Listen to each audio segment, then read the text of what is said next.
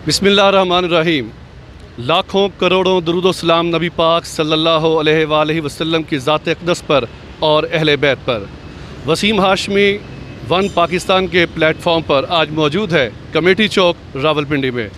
One Pakistan का मोटो है ऐसे ख़वातीन और हज़रात को सामने लेके आना जो इंतहाई मुश्किल में लोगों के आगे हाथ फैलाने से बेहतर अपनी मेहनत की रोज़ी कमाने को तरजीह देते हैं।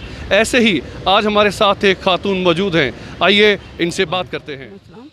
आमा जी, अपने बारे में पहले बताइएगा, आपका नाम क्या है और कहाँ पर आप रहायश पजीर हैं? मैं लाहौर से बिलोंग करती हूँ और अब तो मैं पिंडी में विद फैमिली शिफ्ट हो गई हूँ तकरीबन 94 से या 95 से। ऐसी कौन सी मजबूरियाँ थीं जिन्होंने आपको इस मुआशरे में तने तनहा बाहर कमाने पर मजबूर कर दिया? मैं किसी की मोहताज नहीं रहना चाहती थी। सबसे पहले ये बात है कि मैं नहीं चाहती अल्लाह के सिवा मैं किसी की मोहताजी के अंदर आऊँ। उसके बाद इज़्ज़त तो हिम्मत में है, हिम्मत जो करोगे, जुर्रत करोगे, हर मंजिल आसान हो जाती है। तो ये जो आप पराठे अभी बेच रही हैं, साथ साग है, इसके बारे में थोड़ा सा बताइएगा। हाँ, मजबूरी ये थी कि मेरे हस्बैंड बीमार थे, हार्ट के पेशेंट थे, एक आंख से नज़र भी नहीं आता था और घर वाले सब लोग अमीर थे, घर में सबसे गरीब मैं थी। और बच्चे जब फैमिली के साथ जॉइंट फैमिली में रहते थे, बच्चों के दिल में हसरत होती थी कि मामा मुझे भी लेके दो, मुझे भी लेके दो। ये मैंने देखा कि ये मतलब मेरे वसाइल इधर नहीं पूरे हो रहे और मेरे बच्चे एहसास से कमतरी का शिकार हो रहे हैं। इसलिए मैंने फ़ैसला किया कि मैं कोई काम करूं जो भी, क्योंकि कोई भी छोटे से छोटा भी आपके पास हुनर है उसको उजागर करो। और मेरे पास इल्म थोड़ा था, तालीम सिर्फ हस्बे ज़रूरत थी थोड़ी सी, तो इसलिए मैं कोई गवर्नमेंट जॉब नहीं कर सकती थी, तो ना ही कोई प्राइवेट कर सकती थी क्योंकि ज़्यादा उसमें तालीम चाहिए। एज फैक्ट भी था? नहीं, एज फैक्ट उस वक्त तो एज फैक्ट नहीं था। ये कितना अर्सा हो गया आपको, आपके हस्बैंड को डेथ हुए? उनको 5 साल 6 साल लग गए। तो आपके बेटे बेटियां? अल्हम्दुलिल्लाह मेरे बेटे 3 हैं। ये बड़े की शादी कर दी, उसको अलहदा कर दिया। छोटा बेटा बीमार है, उसकी फैमिली को मैं संभाल रही हूँ। सबसे छोटा बेटा मेरा 3rd ईयर में पढ़ रहा है। मैं चाहती हूँ कि वो मेरी ज़िंदगी में कुछ बन जाए, क्योंकि मैंने तो मुश्किलों का सामना, जिन मुश्किलों का सामना मुझे करना पड़ा, मेरे बच्चों को ना करना पड़े। तो अचानक से आपके हस्बैंड की डेथ होती है। कुछ रिश्तेदार ऐसे होते हैं कि वो मदद भी करते हैं और कुछ चाहते हैं कि जी बस अब फौत हो गए हैं, 40वां किया, अब काम ख़त्म। कैसे घर से निकले, ये कैसे सोच आई ज़हन में कि आपने कमेटी चौक में ये काम शुरू करना है? मैंने पहले बता चुकी हूँ कि मैं तकरीबन 26-27 साल से, पहले 25-26 साल से काम कर रही हूँ। जिस वक़्त के मेरे बच्चे बहुत छोटे दूध पीते थे, फीड लेते थे उस वक़्त, तो इसलिए मेरे खान साहब जब फोत हुए हैं, वो मेरे साथ, वो भी मेरी हेल्प इधर ही करते थे, मेरे साथ ही होते थे। लेकिन अल्हम्दुलिल्लाह मुझे ज़्यादा मुश्किल स्टार्ट में तो हुई थी। तो यही पराठे का काम है? हाँ, यही कर रही हूँ। सरसों का साग, मकई की रोटी, मक्खन, लस्सी, अचार, आलू पराठा, चिकन पराठा, ये मैं काम कर रही हूँ। और अल्हम्दुलिल्लाह क्योंकि मुझे किसी की मोहताजी नहीं है, बस एक कमी रही है कि घर नहीं, अल्लाह ताला ने अभी तक मैं नहीं बना सकी, क्योंकि घर का किराए का था, बच्चे थे छोटे, खामद बीमार था, उनकी खिदमत में लगी रही और दवाइयाँ, बच्चों का खाना और किराए मकान के, दुकान के, बस ये नहीं। इस दुकान का क्या किराया दे रही हैं आप? इस दुकान का किराया पर्दे में रहे तो अच्छा है। मैंने कल भी आपको कहा था कि मेरे साथ इस मौजू पे बात नहीं करनी। सॉरी, मैंने नहीं चले, बहुत बेहतर है, क्योंकि आपने ये भी बताया था कल जब हम आपसे मुलाकात की थी। और भी ऐसे दोस्त अहबाब होते हैं जो कहते हैं कि ये यहाँ से उठ जाए, हम आके यहाँ पे बैठ जाएँ, हालांकि वो ये नहीं देखते कि ये बेवा औरत है और अपनी मेहनत मजदूरी कर रही है। नबी पाक सल्लल्लाहु अलैहि वसल्लम ने फरमाया कि औरत मज़लूम है। शुरू से हमें मज़लूम कहा गया, क्यों कि शुरू में तो हमें वैसे ही औरतों को, लड़कियों को ज़िंदा दफन कर दिया जाता था, दरगोर किया जाता था।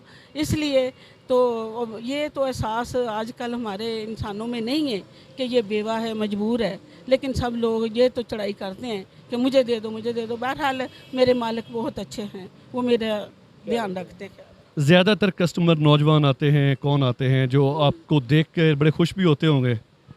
मेरे पास हर एज के लोग आते हैं, मेरे से बड़े भी आते हैं, छोटे बच्चे भी आते हैं, और जो मेरे हाथों में समझो जवान हो गए हैं, वो कहते हैं कि आंटी, कई लोग कनाडा चले गए, बाहर चले गए, वो कहते हैं आंटी अभी बचपन में हमने खाया था, अभी तक हमारे मुंह में जायका है।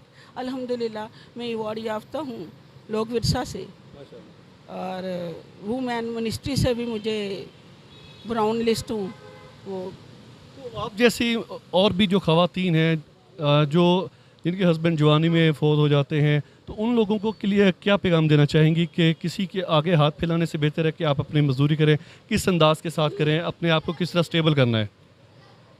आपकी बात बिल्कुल ये ठीक है कि हमें हिम्मत से काम लेना चाहिए, बाहर निकलो, जुर्रत करो।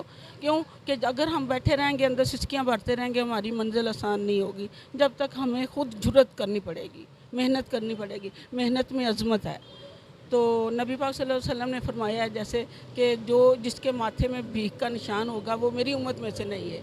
इसलिए मैं इतना बड़ा एजाज़ खो नहीं सकती थी और ना खोना चाहती हूँ। तो लेकिन हमें एक दूसरे की हमदर्दी करनी चाहिए, जैसे कि आप एहसास करना चाहिए। एज फैक्ट अब तो है, तो ज़ाहिर बात है कि मैं अब थक जाती हूँ, अब मेरे ज़रा किराया देना मुश्किल हो गया है। लेकिन ये लॉकडाउन के सिलसिले में? हाँ जी, लॉकडाउन के सिलसिले में तो हम फ़कीर हो गए हैं। समझो कई दफ़ा हमारे घर में आटा भी नहीं होता। इन दिनों में तो बहुत मुश्किल सामना हो रहा है, मुश्किल का सामना करना पड़ रहा है। ख़वातीन हज़रात, इनका मोहतरमा सिमी खान साहिबा का जो मोबाइल नंबर है वो भी मैं स्क्रीन पे दे रहा हूँ। तो कोई शख्स इनकी माली मदद भी करना चाहे तो इस नंबर पे रब्ता लाजमी कायम करें, इनके पास आए, इनके हाथ का जायका चखें, और आप यकीन करें बहुत अच्छा जायका है, ये मैं आपको गारंटी देता हूँ। तकरीबन 1.5 साल से ये इसी चौक में बैठी है, बहुत से कस्टमर्स हैं, लेकिन लॉकडाउन है, आप सभी को पता है, मुश्किल है। साईं मुर्ग पुलाव के सामने चौक, कमेटी चौक, ग्रेस क्राउन शादिया। जी बिल्कुल, साईं जी मुर्ग पुलाव के बिल्कुल सामने कमेटी चौक है।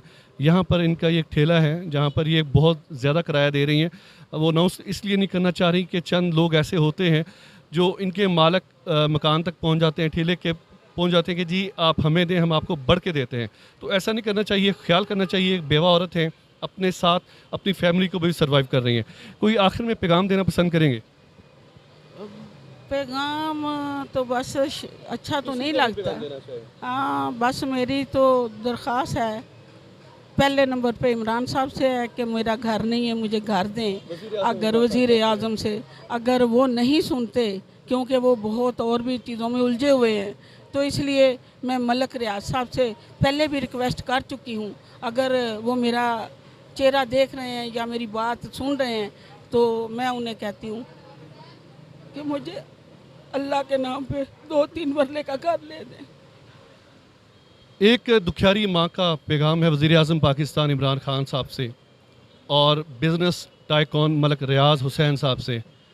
इनकी आखिरी ख्वाहिश यही है, वो ज़्यादा नहीं मांग रही, 2.5 से 3 मरले का एक मकान मांग रही हैं। अल्लाह ताला आपको इसका अजर देगा। और अलकासिबू हबीबुल्लाह, मेहनत करने वाला अल्लाह का दोस्त है। माँ जी, आपका बेहद शुक्रिया। शुक्रिया जी, मैं आप सबका जो हमारा प्रोग्राम देख रहे हैं, मैं सबकी शुक्रगुजार हूँ। और मैं अपनी बहनों से, बेटियों से भी, सबसे बहनों से भी कह रही हूँ कि ठीक है, ये एंड पे मैंने कहा है, क्यों कि अब मेरी एज इस तरह की है कि मैं थक जाती हूँ। पहले सारी ज़िंदगी यही सोचती कि मैं अपना घर बना लूँगी, लेकिन अब मैं थक जाती हूँ। इसलिए मैं सबको पैगाम भी देती हूँ कि हिम्मत से काम लो, अल्लाह ताला मेरी भी मदद फरमाए आपकी। नाज़रीन, यहाँ पर अल्फाज कम पड़ जाते हैं, उन्होंने पैगाम बड़े अच्छे अंदाज के साथ आप तक पहुँचा दिया है। अब मेरा यहाँ पर बोलना फिर ज़्यादा मुनासिब इसलिए नहीं है क्योंकि अल्फाज उनके मुकाबले में कम पड़ जाएंगे। कैमरा मैन अरफान असलम के साथ वसीम हाशमी, वन पाकिस्तान।